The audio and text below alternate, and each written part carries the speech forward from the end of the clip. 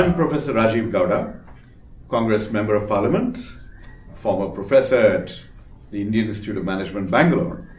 And I'm here to really discuss with you different dimensions of the Congress Party's agenda for growth.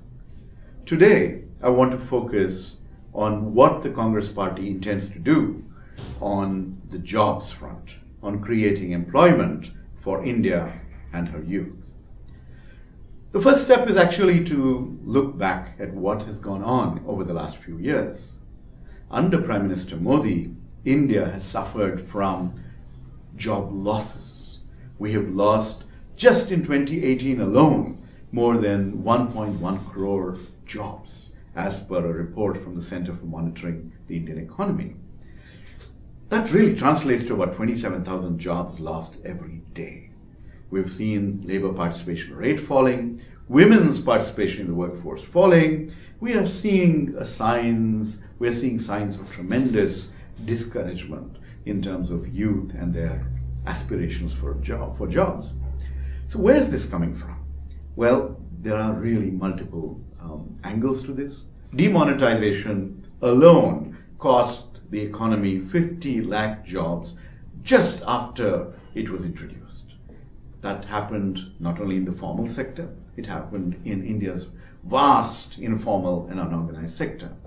Similarly, the way this government launched the goods and services tax regime with tremendous haste, with a lot of ineptness and inefficiency, lots of micro, small and medium enterprises had to shut down. Numerous jobs were lost. So when you think about all this, it's no surprise that over the last few years, we have seen unemployment go to a 45-year high. And this is, again, a report that the government has been trying to suppress. We have a National Statistical Survey Organization report on employment, which the government has also tried to suppress. So here we see that trying to bury your head in the sand is not going to be the answer. What we need to do is first acknowledge that Modi Sarkar has been a job loss Sarkar, and we need to come up with concrete agendas to turn things around. And that's exactly what the Congress Party is all about. We have gone deeply. We have studied this issue very carefully. We've drawn from our experiences over the years, and we've engaged with scholars and thinkers and entrepreneurs across the country and elsewhere. And we've come out with a concrete agenda, which I want to elaborate before you right now. Over the last few decades, we've been talking about India encashing a demographic dividend. We have a large population of youngsters, and we've been hoping that we would be able to upskill them, arm them with the kind of education that would enable them to become the workforce of the world. But what's the story over the last few years? Unfortunately, over the last 5 years under Prime Minister Narendra Modi, we've seen a very, very dismal employment situation across the country. No wonder former Prime Minister Manmohan Singh called the Modi government a job loss government. So we're not talking about jobless growth here, we're talking about job loss growth. And this is something that was amplified by numerous other data points. For example, the government refusing to release the Labour Department's employment survey. There are other alarming aspects of this as well. For example, the participation of women in the workforce has been dropping. And when you look at all these things, you really get worried. So something has to be done. And the Congress Party really have thought through a very concrete plan of action which will ensure that we'll turn things around and that we will ensure job creation in multiple dimensions. So let me explain how this is going to work.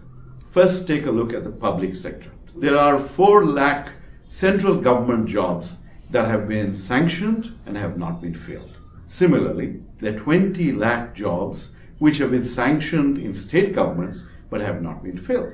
So one of the first things we're going to do when we take office is we're going to fill these 24 lakh jobs right away. Then we are going to, in the public sector, focus on local governments. We're going to look at creating about 10 lakh jobs of what we call Seva Mitras. people who are appointed in local bodies with the aim of ensuring that government service delivery happens better, faster, more effectively for the citizens. In addition, in rural areas, we will also be launching a program for agricultural extension workers. These were very agricultural extension was a central feature of the Green Revolution, and this the extension worker played a very active role in ensuring that farmers were able to get the best possible advice and the best possible returns. And given the state of agriculture, agrarian distress, it's vital that we have extension workers out there who not only help farmers with the issues related to agriculture, but also work with the agricultural communities to ensure diversification into horticulture, into dairy, into animal husbandry, and also work with farmers to improve their earnings through value addition, through better engagement with storage and value addition, etc. Now, these are just some of the jobs that will be created in the public sector. We're also planning in rural India to launch 2 massive missions. One focused on water bodies and their revival, and the other focused on transforming wasteland into productive resource. So together, when you just think about what these initiatives will do, these will create lakhs and lakhs of jobs in rural India. There are numerous workers who are what we call para-state workers. They could be working as in the health sector as ASHA workers. They could be working with children in Anganwadis. They could be temporary teachers. We're going to look at their work conditions. We're going to see how to reward them better, and we're going to try and ensure that their long pending grievances are resolved. So there's going to be a tremendous impetus to job creation in the rural economy. Now let's turn to other kinds of jobs that we're going to create. We have a massive emphasis on entrepreneurship. And when you think of entrepreneurship, we are really going to go out there and unleash the forces, what we call the animal spirits of our people, our businessmen, our businesswomen, our youngsters who want to go out there and create value. And how are we going to do that? First, let's think about high-tech startups. Already, India is known for high-tech startups, but over the last few years, many of them have been suffering as a result of tax terrorism. The Modi government imposed something called an angel tax and really discouraged startup companies from accessing different kinds of capital and growing, and came in the way of their unfettered growth. We have promised to abolish the angel tax, and we won't just stop there. We will ensure that startups get all kinds of support so that they can go out and concentrate on building businesses, on adding value, on employing more people, rather than having to cope with the government. And we have wonderful models. For example, in Karnataka, we encourage startup activity across sectors. We had agri startups, we had education startups, we had startups across domains, and that's what we're going to try and bring to the national level. Now, along with your high-tech startups, we are going to also encourage something called mass entrepreneurship. Now, what is mass entrepreneurship? While a high-tech startup typically involves breaking new ground, coming up with new models, harnessing technology, there are lots and lots of other kinds of businesses, other kinds of services that need to be replicated or that can have a place as Indian towns and villages grow. And so we are going to go out there and encourage entrepreneurs who want to set up a beauty parlor, who want to set up a bakery, who want to set up a Xerox and printing shop, anything which is not necessarily high-tech breakthrough, but a kind of business, a kind of service which adds value to the community and which certainly will ensure that people are, mini entrepreneurs and will be able to go out there and hire more people and create more jobs. We're going to launch an entity called the Enterprise Support Agency. And what the Enterprise Support Agency is going to do is actually work with these entrepreneurs to help them not only with better access to credit, it will help them understand how to organize and run that business, provide them linkages and networks, access to other companies, equipment providers, etc. And it will also help them with marketing. So there are many gaps in the ecosystem which we will fill thanks to this very focused initiative called the Enterprise Support Agency. Now, we're also going to make it easier for micro, small, and medium enterprises to go out there and establish themselves. For a start, for the first 3 years, all we're going to ask from an MSME is to go and register themselves and to make sure that they pay minimum wages and adhere to environmental regulations. Otherwise, during this entire period, we will not see any government interference in MSMEs as they grow, as they establish themselves. And as they grow, we'll provide them additional incentives. We will give them a chance to be recognized for the kind of employment they create, not just for the amount of capital that they employ. So basically, even the very definition of what makes an M or an S or an ME, a micro, small, or medium enterprise, will change. And we will incentivize job creation. We will also incentivize companies that employ more women.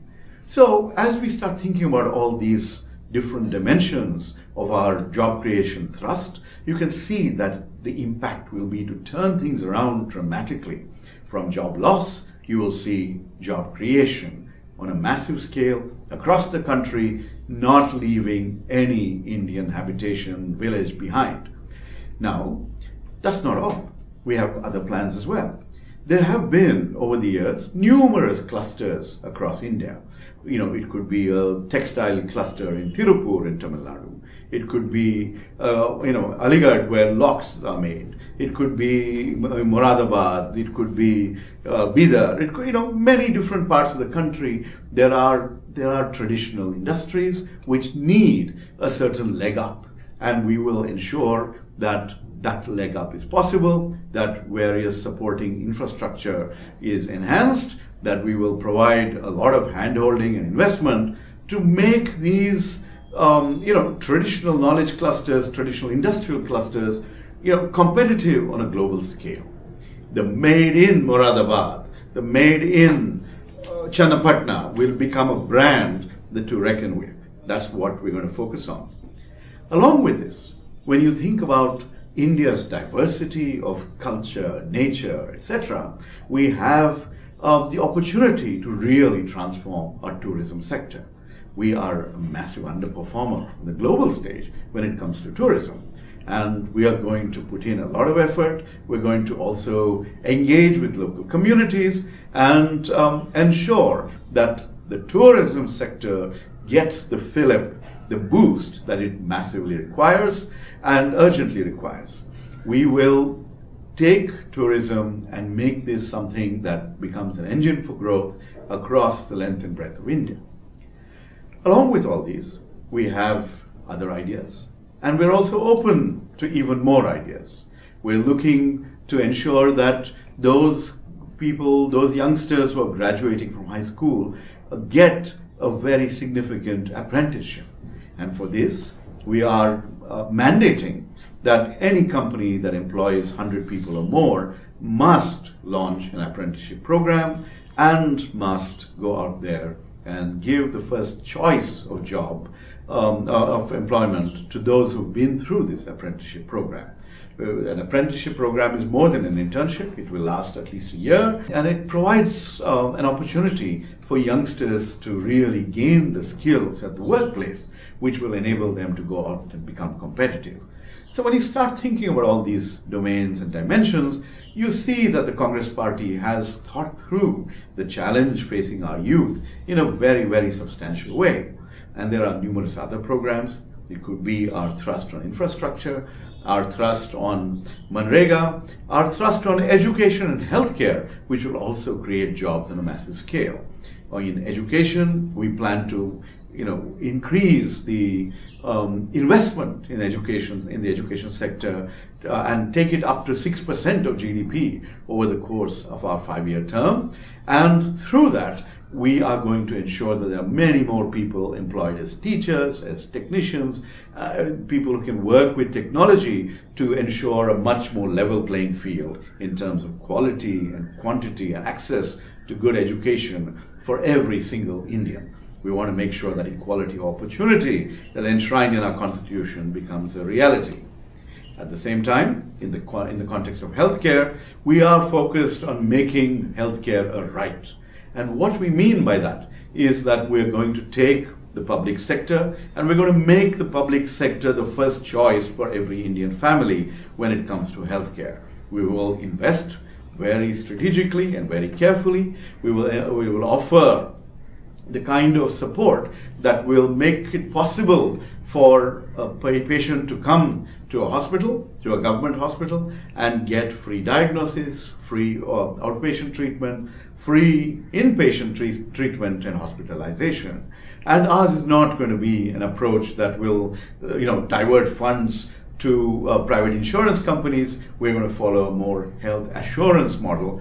And through all these kinds of interventions, you will see that we are going to generate jobs across domains, across sectors. So when you think about all these things, we have got a plan of action, and we're going to launch on that plan of action the day we come into office, just after the general election. Thank you.